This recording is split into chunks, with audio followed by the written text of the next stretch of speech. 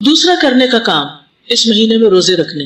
ابو ہریرہ کہتے ہیں کہ رسول اللہ صلی اللہ علیہ وسلم نے فرمایا رمضان کے بعد سب سے افضل روزے اللہ کے مہینے محرم کے ہیں. یعنی مہینے کے اعتبار سے محرم کے روزے افضل ہیں رمضان کے بعد. ویسے تو ذو الحج کے پہلے عشرے میں تو سارے اعمال افضل ہیں، لیکن وہ صرف پہلے 10 دن کی بات ہے، اور یہاں کیا ہے، پورے مہینے کی بات ہو رہی ہے. لیکن یہ بات ثابت ہے کہ نبی صلی اللہ علیہ وسلم نے اس پورے مہینے کے روزے نہیں رکھے، یعنی کمپلیٹ نہیں کیا محرم کو. اس سے اس مہینے کے روزوں کی ترغیب تو ملتی ہے، لیکن پورے مہینے کے روزوں کی پابندی نہیں. خصوصاً عاشورہ کا روزہ، 10ویں تاریخ کا روزہ. جب آپ سے اس دن کے روزے کے بارے میں پوچھا گیا تو آپ نے فرمایا یہ روزہ گزرے ہوئے 1 سال کے گناہوں کا کفارہ بن جاتا ہے. یعنی پچھلے محرم سے لے کے اب تک کے جو گناہ ہوں گے وہ انشاءاللہ معاف ہوں گے. صغیرہ گناہوں کی طرف اشارہ ہے. 10 تاریخ جو ہے اس مہینے کی وہ خاص طور پر بہت اہم ہے روزے کے اجر و ثواب کے اعتبار سے. لیکن ہمارے ہاں عموماً عاشورے کا دن حضرت حسین رضی اللہ عنہ کی یاد میں منایا جاتا ہے. وہ ایک تاریخی واقعہ ہے جو بعد میں پیش آیا ہے. تو نبی صلی اللہ علیہ وسلم کے دور سے ہی اس دن کی بڑی اہمیت ہے. یہود اس دن کے بارے میں کہتے تھے ھذا یوم صالح، یہ ایک اچھا دن ہے. بخاری میں آتا ہے ھذا یوم عظیم، یہ بڑی عظمت والا دن ہے. تو 10ویں محرم کیا ہے؟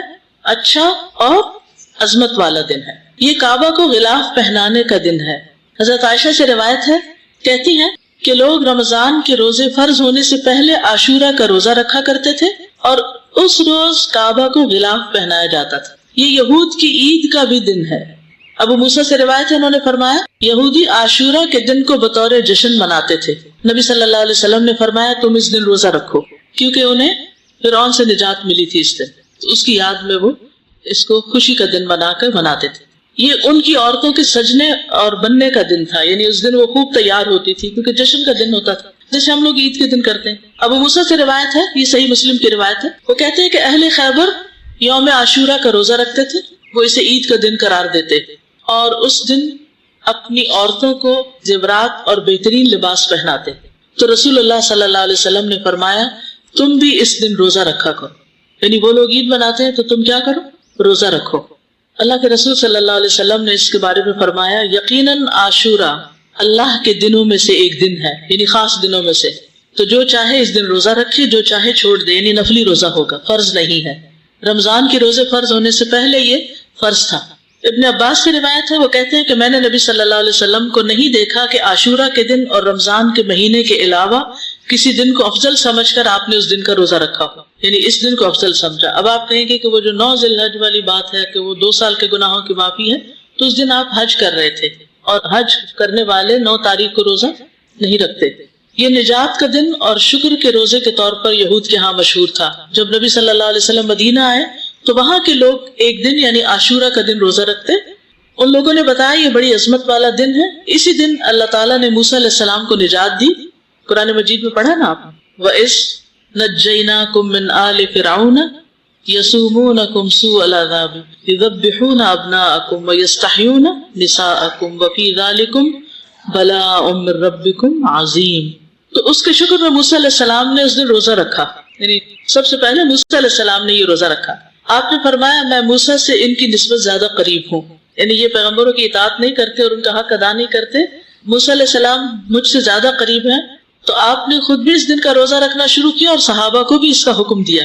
دور نبوی میں بچے بھی عاشورہ کا روزہ رکھتے تھے، بچے بھی روزے رکھتے تھے. ربیہ بنت معوذ سے روایت ہے کہ نبی صلی اللہ علیہ وسلم نے عاشورہ کی صبح انصار کے گاؤں میں کہلا بھیجا جس نے صبح اس حال میں کی ہو کہ روزے سے نہ ہو تو وہ اپنا باقی دن پورا کر لے. یعنی درمیان میں بھی روزے کی نیت کی جا سکتی ہے، نفلی روزے کی. اور جو شخص روزہ دار ہو تو وہ روزہ رکھے، یعنی جسے نیت کر لیا وہ پورا کرے. ربیہ کہتے ہیں کہ اس کے بعد ہم لوگ خود بھی روزہ رکھتے اور اپنے بچوں سے بھی رکھواتے. ہم انہیں اون کا ایک کھلونا دے کر بہلائے رکھتے، جب کوئی کھانے کے لیے روتا تو وہی دے دیتے، یہاں تک کہ افطار کا وقت آ جاتا. یہ تربیت ہے نا، ٹریننگ ہے. تو ضروری نہیں کہ ہر وقت جب بچہ روئے اس کو ضرور دودھ دیا جائے یا کھانے کو دیا جائے، تھوڑی دیر رونے بھی دیا جائے یا بہلا دیا جائے. اس دن کا روزہ جو ہے یہ مستحب ہے. جابر کہتے ہیں کہ رسول اللہ صلی اللہ علیہ وسلم ہمیں عاشورہ کا روزہ رکھنے کا حکم دیتے، ہمیں اس کی ترغیب دیتے اور اس موقع پر ہماری نگرانی فرماتے. یعنی رکھا ہے کہ نہیں. اس کے بعد جب رمضان کے روزے فرض کر دیے گئے تو آپ نے ہمیں نہ حکم دیا نہ منع کیا اور نہ اس موقع پر ہماری نگرانی کی.